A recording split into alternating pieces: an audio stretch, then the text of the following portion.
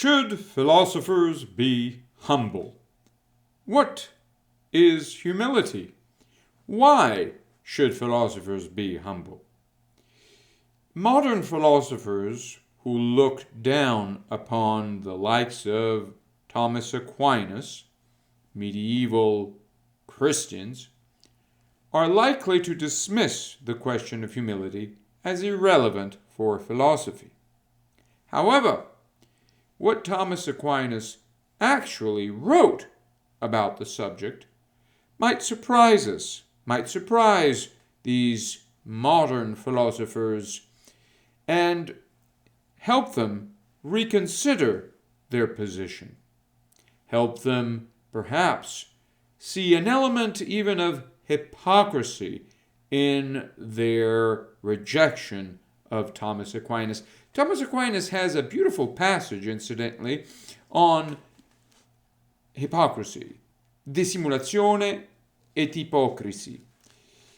And there he says that non omne quod, and here he quotes St. Augustine, non omne quod fingimus mendacium est, sed quando id fingimus quod nihil significat, tunc est mendacium. Cum autem fictio nostra refertur ad aliquam significationem, non est mendacium, sed aliqua figura veritatis. So, what is he saying here? His point, incidentally, is reiterated quite often throughout the Renaissance. Boccaccio, incidentally, a student of Dante, returns to this question on behalf of poetry. This is precisely what Thomas Aquinas is saying. He's saying that there is simulation.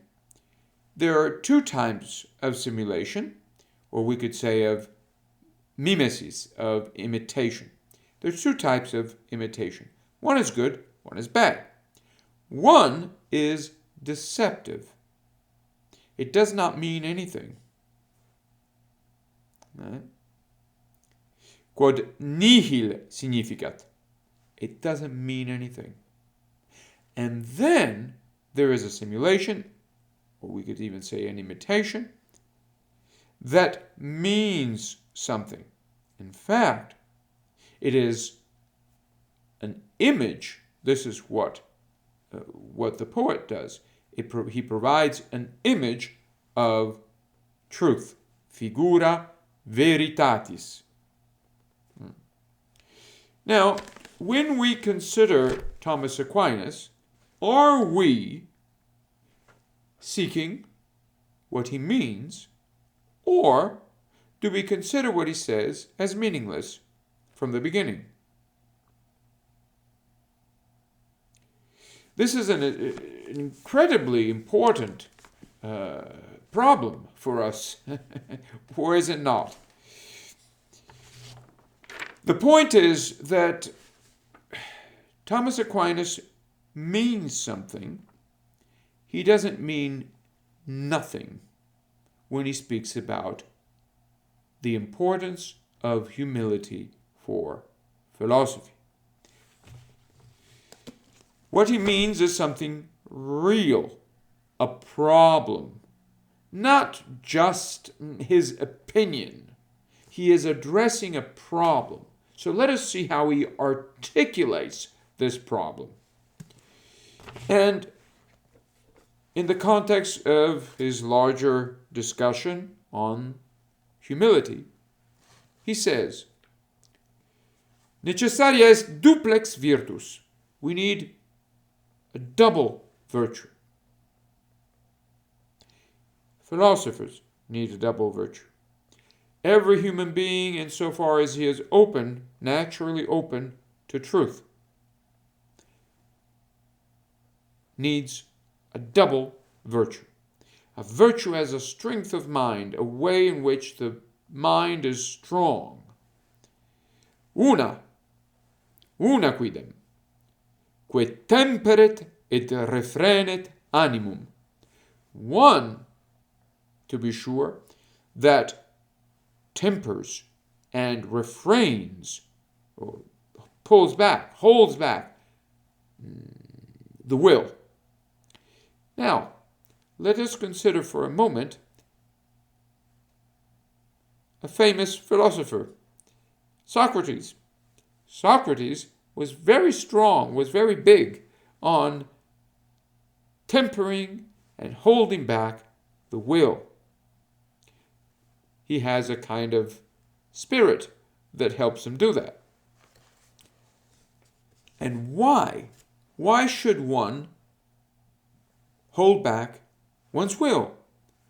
Thomas Aquinas immediately tells us, "Ne moderate tendat in excelsa," so that, lest he tend, or the will tend to the highest in an immoderate way. Think of Icarus. Does Icarus need to temper and hold back his will, his spirit? Should he not consider his father's words? What happens to Icarus? Oh, he went up to the heavens, to the sun, and his wings melted. He was not temperate. He did not have, let us see what Thomas Aquinas says, "Et hoc pertinet ad virtutem humilitas." And this pertains to the virtue of humility. So what is humility? Humility is a kind of temperance. It's a virtue, a kind of moderation. What kind of moderation? It's the moderation that holds the will back when it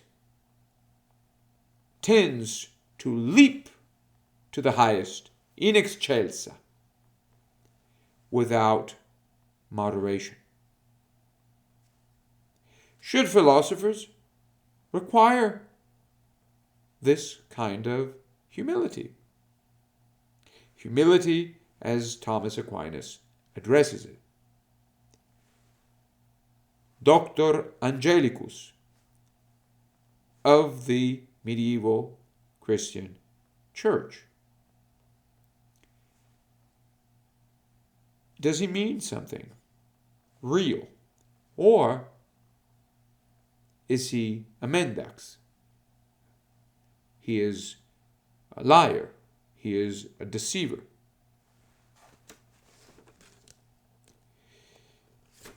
Alia vero, so let us go back to this double virtue. The first side of virtue, shall we say, is humility, and the second is complementary.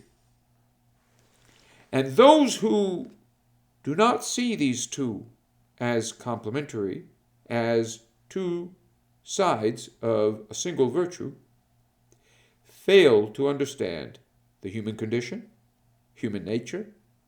Let us consider the other half of the coin. Alia veroque firmat animum contra disperationem, et impellit ipsum ad prosecutionem magnorum secundum rationem rectam. Et haec est magnanimitas. Magnanimitas, magnanimity, great soul. And what does the great soul do? It holds the will firm against despair and drives it to pursue great things, magna, secundum rationem rectam, according to right reason.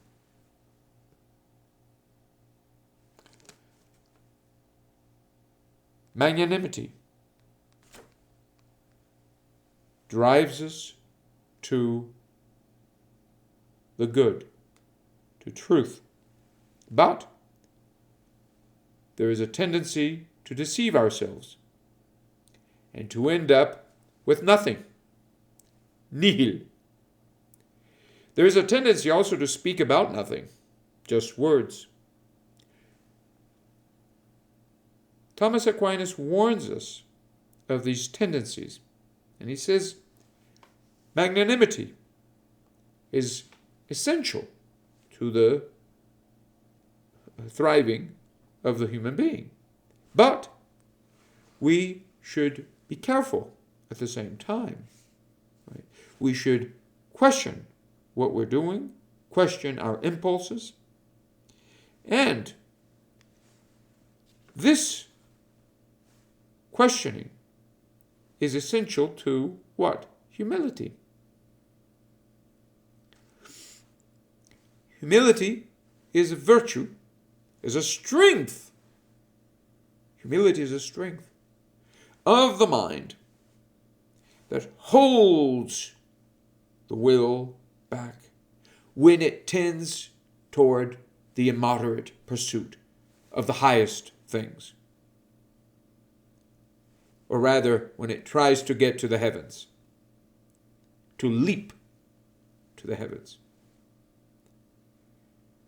Now, the heavens can be quite low in the modern sense, or they can be low and very high in the respect that they're low ontologically, but high in the sense that we're going towards the end of the universe or another galaxy. Moderation. Why the excesses? They're not conducive to our awakening. Why the excesses? The excesses of the modern world, of modern society. Whether it's a matter of riches or food or this or that, news, talk. There's too much talk. Internet. Noise. Why all of this? Moderation. So, there is Thomas Aquinas, who is helping us understand that humility is not something incompatible with ancient philosophy, with Aristotle. Oh, Aristotle never said that humility is a virtue. He stands for magnanimity. Magnanimity is a virtue. Yes, says Thomas Aquinas. But, as we see in Raphael's School of Athens, where we have Plato and Aristotle side by side, going upward, great magnanimity, but you need temperance. Pursue the highest things, magna, in a moderate way, reflectively. So the next time we hear that humility is not a philosophical virtue, that philosophers don't need humility, let us reconsider at once Thomas Aquinas' discussion on humility and Thomas Aquinas' discussion on simulation and hypocrisy. Cheers.